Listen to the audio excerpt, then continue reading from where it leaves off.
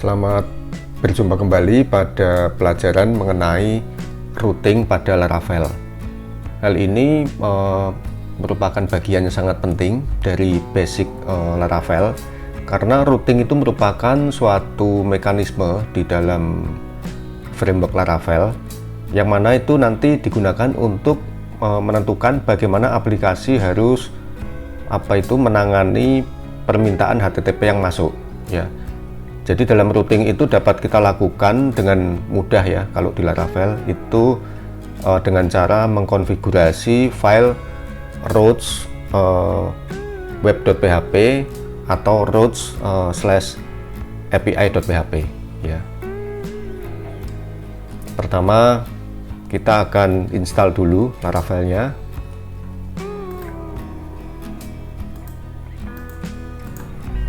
Yaitu dengan mengetikkan perintah composer create project Laravel, lalu kita beri nama misalnya latihan routing.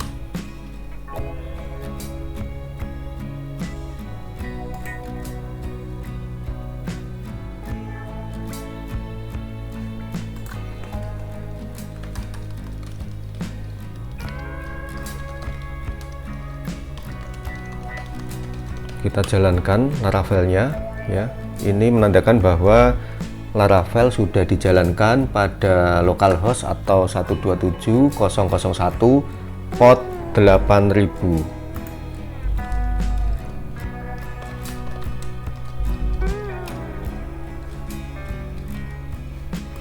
Kemudian saya akan membuka atau melihat strukturnya ya, seperti yang sudah kita pelajari di video yang sebelumnya ya, tentang basic Laravel atau struktur direktori dari Laravel ya.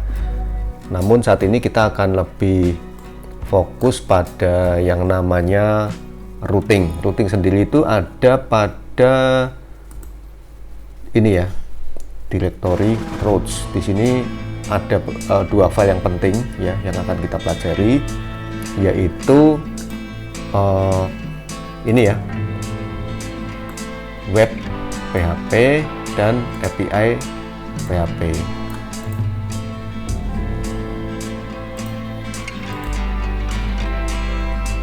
Routing sendiri di dalam Laravel itu mempunyai sintaks seperti ini ya.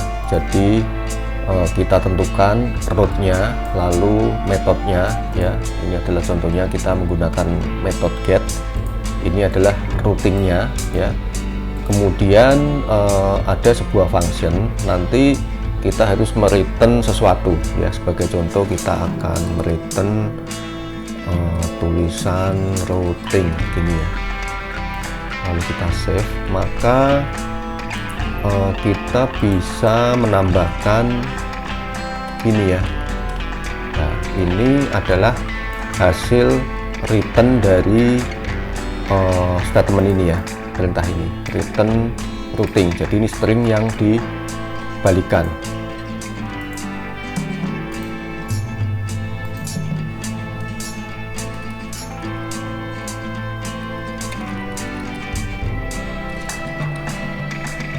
Kemudian kita bisa juga ya memberikan parameter pada URL yang nanti kita tentukan ya, dengan cara memberikan tanda kurawal diikuti dengan nama variabel ya. Contohnya adalah saya membuat get ya, routing get. Nanti di sini ini kan routingnya ya, routingnya misalnya adalah routing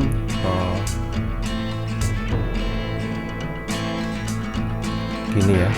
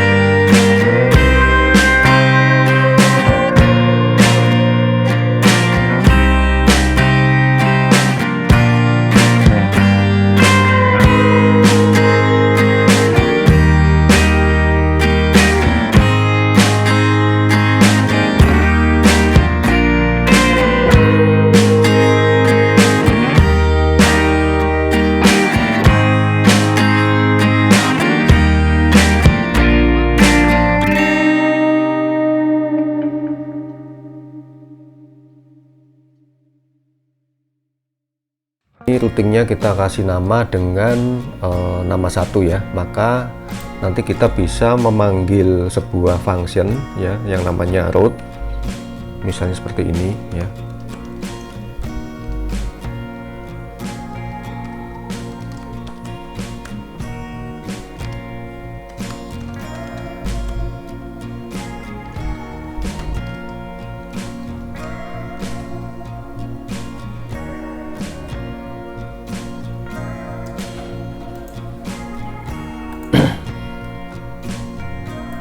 Ini ya, jadi kita membuat sebuah routing yang namanya adalah nama satu, terus di dalamnya kita membuat sebuah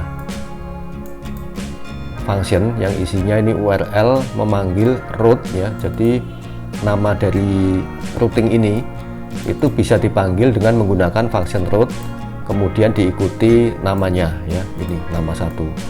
Maka URL ini akan berisi alamat dari routing yang kita definisikan namanya ya. Kalau kita browse itu munculnya adalah ini ya. Jadi ketika kita membuka routing nama satu, ini akan memunculkan routingnya ya.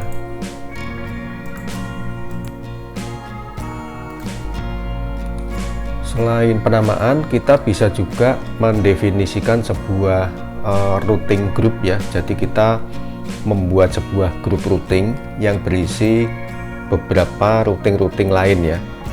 Itu tujuannya adalah untuk mendefinisikan kumpulan dari routing-routing yang mungkin sejenis, nanti bisa kita kelompokkan dan kita beri sebuah middleware ya. Contohnya pemanfaatannya adalah seperti ini ya. Jadi route group ini memungkinkan Anda untuk mengelompokkan rute yang memiliki karakteristik atau fungsi yang sama ya. Contohnya ini ya, ini mungkin bisa kita praktekkan ya. Sintaknya kita nggak usah bingung bahwa ini sebetulnya sintaknya adalah kita definisikan dulu ya. Nanti mengenai middleware kita akan bahas lebih detail ya. Nah, ini jadi terdapat dua routing ya yang digrupkan di dalam middleware yang namanya ini ya. Ini nggak kita kasih nama ya, bisa kita kasih nama dengan menambahkan name, tapi ini otomatis satu grup ya. Jadi di dalam grup ini akan menjalankan middleware yang namanya out ya, seperti ini. Nah, sebagai contoh ini kan ada dashboard dan profile. Maka middleware out ini tentunya nanti akan melempar ke dalam routing yang bernama login ya. Jadi kalau kita cek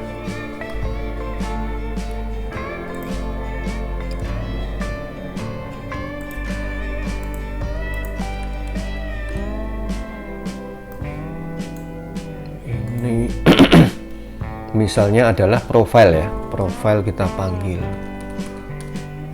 Nah, ini not defined karena dia dilempar ke dalam routing yang namanya login. Jadi kita harus membuat sebuah routing ya, ini sesuai dengan aturan yang ada di dalam middleware out. Kita membuat routing yang namanya login ya.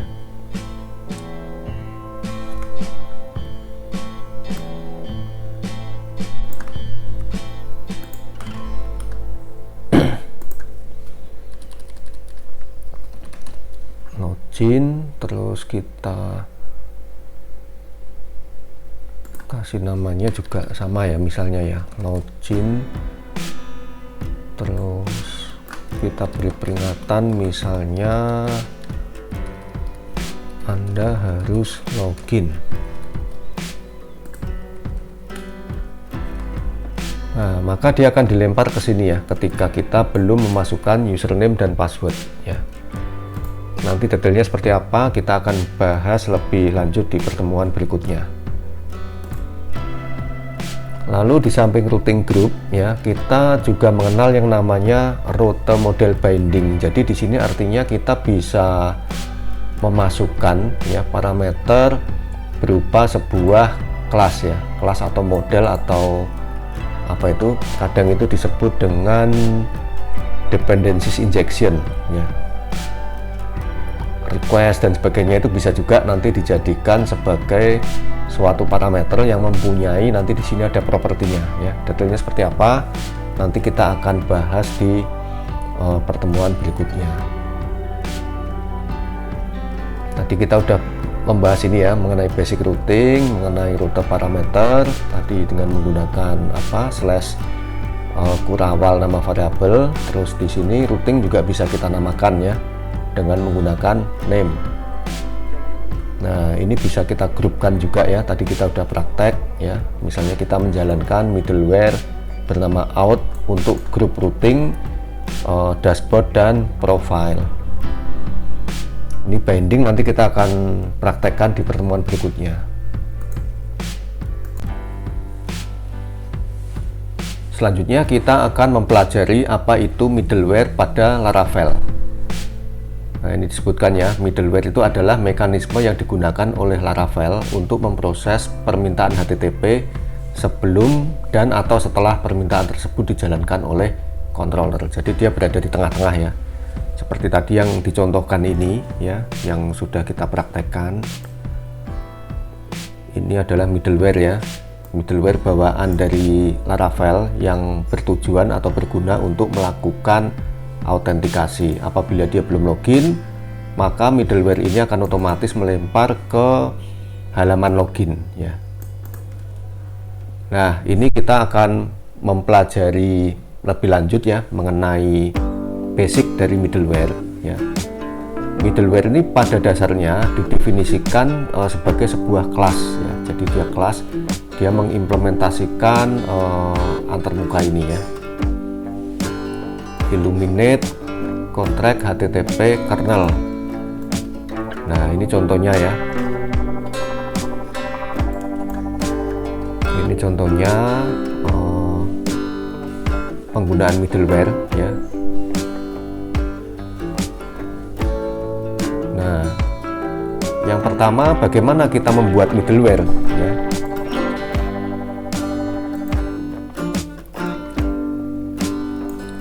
Membuat middleware itu bisa kita lakukan paling mudah adalah dengan menggunakan PHP artisan ya, seperti ini. Baik, misalnya nama middleware gitu ya. Nah, maka kita akan mendapatkan satu file baru yang ada di dalam app http middleware nama middleware.php. Kita akan coba buka ya. Nah, ini ya. Ini adalah middleware yang baru saja kita buat ya. Di sini sudah dibuatkan semacam skeleton atau kerangka ya. Jadi kita tinggal mengikuti saja ya.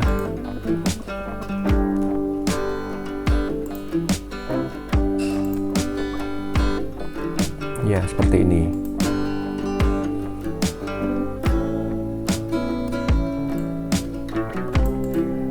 Ini adalah next ya, next request, di mana ini adalah melanjutkan atau meneruskan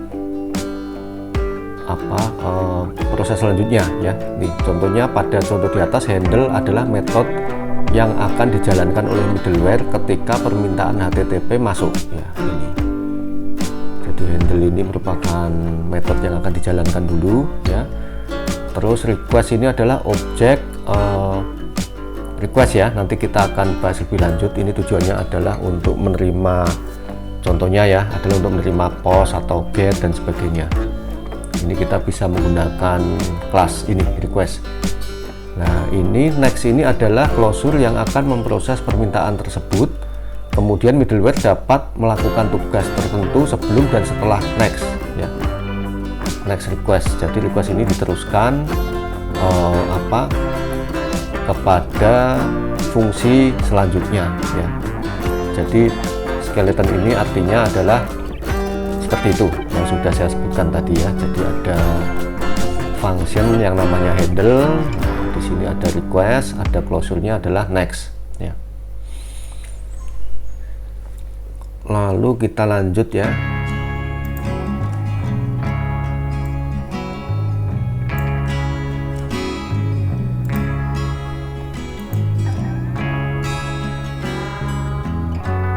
Ini ya tadi ya. Ini ada yang salah berarti ya, di bagian ini dia tidak menyebutkan dependencies injectionnya apa ya. Tentunya seperti ini. Dan di atas kita harus sebutkan ya request ini yang use-nya apa ini.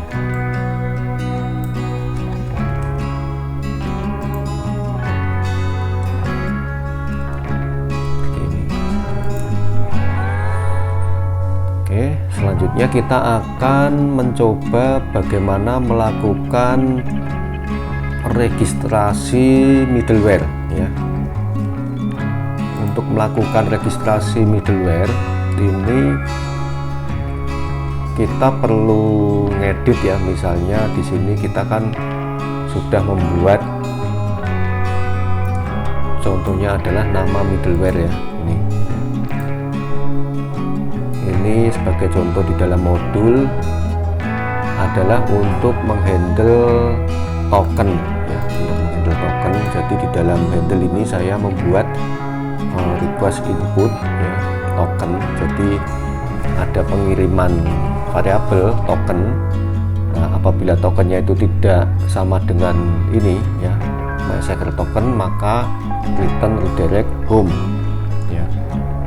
Nah, apabila ininya sama, maka dia akan menjalankan ke selanjutnya, yaitu next, terus requestnya dikirim ke dalam controller ya. Nah, di dalam middleware ini kita bisa juga membuat kelas yang namanya before middleware, middleware, dan after middleware. Artinya di sini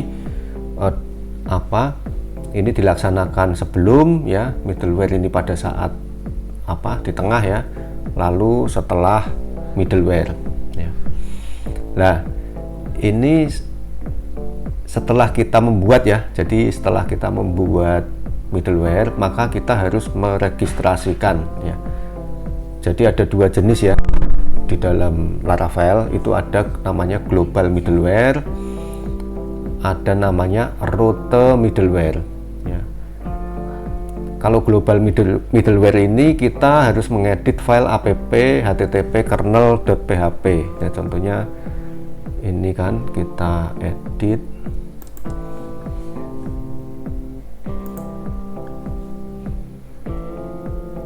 di dalam ini ya. Nah, ini ada middleware group ya, ada middleware aliases dan sebagainya. Kita harus meregistrasi kelas yang sudah kita buat ya. Contohnya tadi kita akan meregistrasi global middleware, berarti kita menggunakan variabel atau mengedit variabel yang namanya middleware. Jadi dia akan dijalankan di semua routing ya. Sebagai contoh, ini saya akan meregistrasi tadi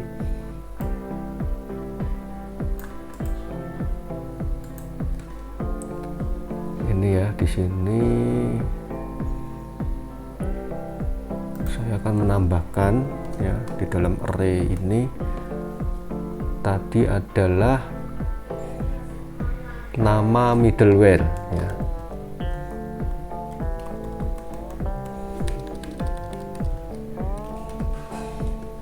Nah, seperti ini ya.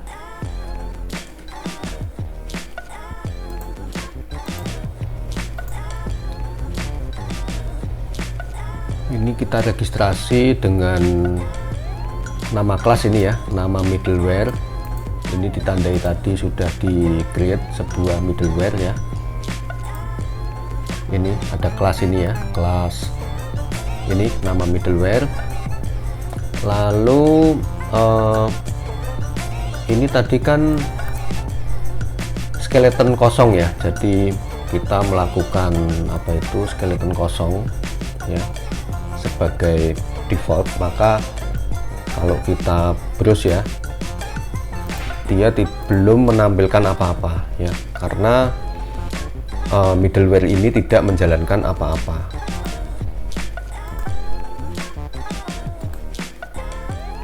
Kemudian di dalam middleware ini pada function handle saya menambahkan if ya, if request input, variabel input ya, bisa dikirim lewat get yang namanya token. Itu apabila tidak sama dengan 123 maka akan menampilkan tulisan Anda harus memasukkan token yang valid ya, lalu kita exit. Ini hanya contoh aja ya. Lalu apabila tokennya ini valid ya, yaitu sama dengan 123, maka dia akan menjalankan return next request ya. Nah, ini apa yang terjadi apabila kita menjalankan atau menambahkan middleware ini, maka akan kita coba ya, kita cek. Di sini tadi kita mempunyai routing yang namanya adalah nama 1 ya. Ini walaupun saya tidak mendefinisikan middleware karena saya meletakkan pada global atau variabel middleware, maka apabila saya memanggil nama 1 akan muncul seperti ini ya. Anda harus memasukkan token yang valid ya. Kita harus memberikan tokennya. Apabila tokennya salah nih ya, 1234 tetap sama ya, munculnya Anda harus memasukkan token yang valid. Tokennya 123 lah. Baru setelah kita memberikan token yang valid, maka middleware ini akan melanjutkan ke request atau perintah berikutnya ya, yaitu menjalankan ini ya.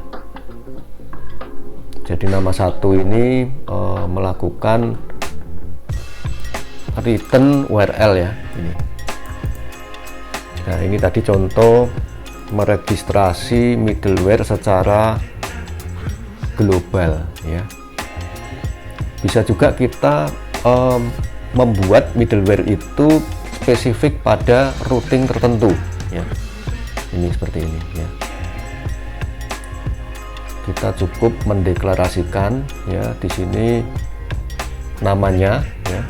Ini nama dan aliasnya, kemudian kita deklarasikan dia menuju ke middleware mana ya, ini.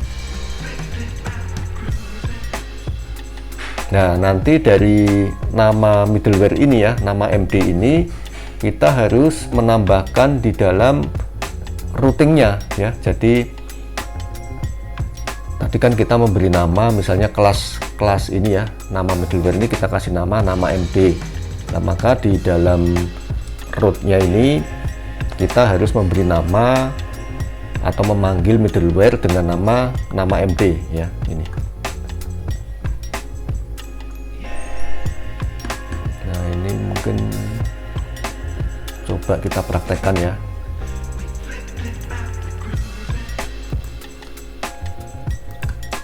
Ini tadi untuk yang global saya komen, kemudian saya menambahkan rute middleware ya. Jadi kelas ini saya kasih nama MD, kemudian saya implementasi ya. Ini di dalam salah satu routing ya, itu saya tambahkan ini ya, middleware nama MD. Maka kalau kita buka ke alamat ini, dia akan meminta token ya, token yang valid. Nah, ini kalau kita berikan token yang valid, maka baru routing yang bernama routing ini ya dijalankan.